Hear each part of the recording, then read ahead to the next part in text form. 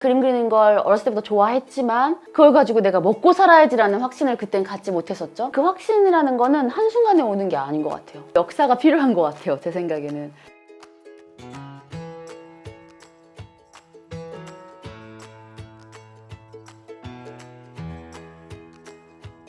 AI라든지 이런 것들이 선생님을 리플레이스 한다? 저는 이렇게 생각하지는 않아요. 암기식으로, 주입식으로 가르치는 선생님들은 아마 앞으로 역할이 점점 줄어들 것 같아요. 그래서 그분들이 하셔야 할 일은 이 지식을 전달하고 보여주는 그런 것들이 아니라 지혜를 보여주고 지혜를 전달하는 그런 역할을 해야 되는 것이라고 저는 생각을 해요.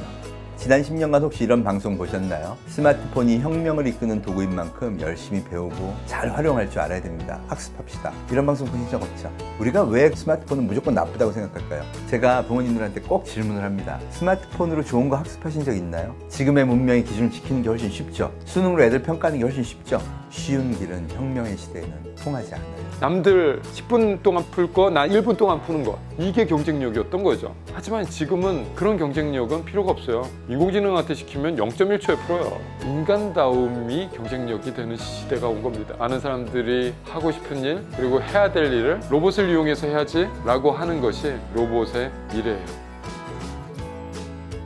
창업을 사실 제가 가지고 있는 큰 동기 때문에 시작했는데 제가 들어갈수록 더 엉뚱한 걸 만들게 되는 것 같고 내가 빠져나올수록 사람들이 필요한 걸 만드는 것 같다는 생각을 했어요. 실제로 창업을 해보면 내가 없어야 조금이라도 더 잘 되는 것 같아요. 청소년 때 창업을 하면 아무래도 가장 많이 배운 게 인내예요. 저희 부모님이 정말 저를 많이 지지를 해주셨어요. 어렸을 때부터 이제 컴퓨터에 관심이 많으니까 고등학교도 이런 특성화 고등학교로 가라고 추천을 해주셨고 또 이제 제가 사업을 한다고 했을 때도 알리시는 부모님들이 되게 많으시더라고요. 근데 저희 부모님은 하고 싶은 거 하라고 또 해주셨고 모든 업무를 다 하다 보니까 평범하게 직장을 다니면 얻을 수 없는 그런 다양한 경험들이 쌓여서 제가 앞으로 무슨 일을 하더라도 더 잘할 수 있다는 그런 자신감이 생긴 것 같아요. 위기라면 위기고 기회라면 기회인 그런 순간에 딱 다다랐을 때 내가 할 수 있는 100%, 120%까지 이렇게 끌어내면서 열심히 노력을 했던 경험들이 제가 앞으로도 이제 성장할 수 있는 디딤돌, 받침이 되지 않았나. 또래랑 다른 길을 간다는 거에 스스로 틀린 길을 가고 있나? 자책하기도 하고 많이 불안해했었는데 그때가 잘한 선택이었구나. 누군가가 도전을 할 때 대학이 답은 아니구나. 도전을 해본 케이스로 도움이 될 수 있다면 좋을 것 같아요.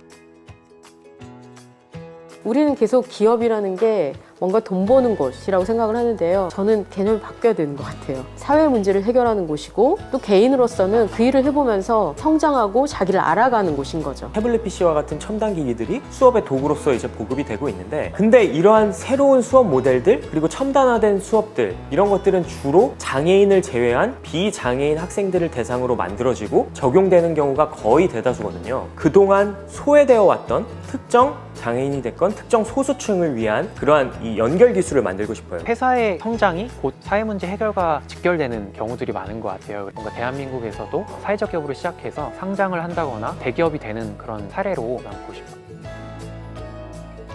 농식품 이 시장이 단일 시장으로는 국내에서 제일 큽니다. 모든 산업 중에 인류가 생존하는데 필요한 산업들이 꼽으라면 몇 개 안 되거든요. 근데 실제로 굉장히 많이 유행하고 있는 그런 산업들이 없다고 생각해도 우리가 살아남는 데 지장 없는 것도 되게 많아요. 농업은 그렇지가 않죠. 꾸준하게 갈 수 있는 대단히 매력적인 일이고 굉장히 지속 가능한 산업이라는 거고 이제는 더 이상 인구가 급증하는 시대도 아니고 오히려 인구 감소를 우려하는 시대이기 때문에 새롭게 아파트를 만들거나 새로운 마을과 도시를 더 추가해서 만들어내기보다는 기존의 것들을 잘 활용해서 보다 더 수준 높은 도시, 편리하고 안전한 도시로 바꿔보자 라는 개념으로 지금 시대는 도시계획보다는 도시 재생이 포커스가 많이 맞춰져 있어요. 지금 우리가 살고 있는 사회의 모든 제도들, 우리가 만들어 놓은 민주주의의 모양도 길게는 몇백 년밖에 되지 않았고 그런 것들이 하나하나가 처음부터 그래야만 했을까? 자본주의 사회에서의 효과적인 혁명, 기술 문명 사회에서의 혁명은 이 기술이 만드는 새로운 자본을 가지고서 더 넓고 비효율적인 자본을 혁명시키는 게 맞는 과정이라고 생각을 해요. 그래서 이 블록체인이라고 하는 건 결국 프로그램으로 만들어낸 신뢰죠. 중앙화된 기관이 부여하는 신뢰보다 훨씬 더 공정하고 투명하고 믿을 수 있는 신뢰라는 게 등장을 한 거고 그래서 저는 이 개념의 신뢰는 훨씬 더 넓게 퍼질 거라고 생각을 해요.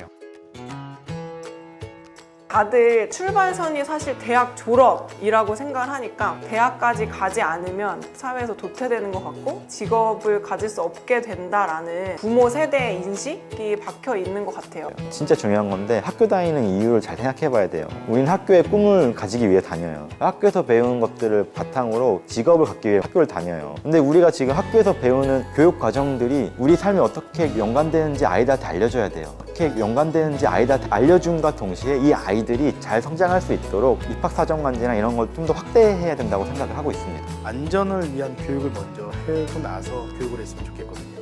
교육을 안 받고 현장부터 시작했던 사람들은 그 이상이 안 올라가요. 알라고 하고 싶어도 이게 몸이 안 되니까 너무 늦어요.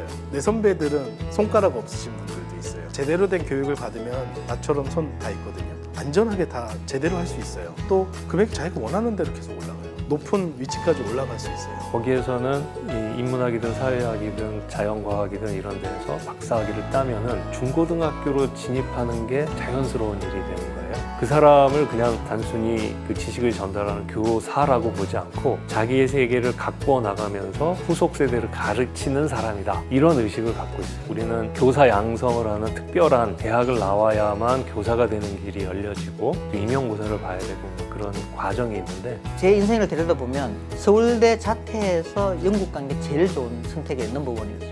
근데 그거의 핵심은 뭐냐면 철저하게 완벽하게 100% 자기가 독립적으로 내린 거예요. 그게 최고의 선택이다.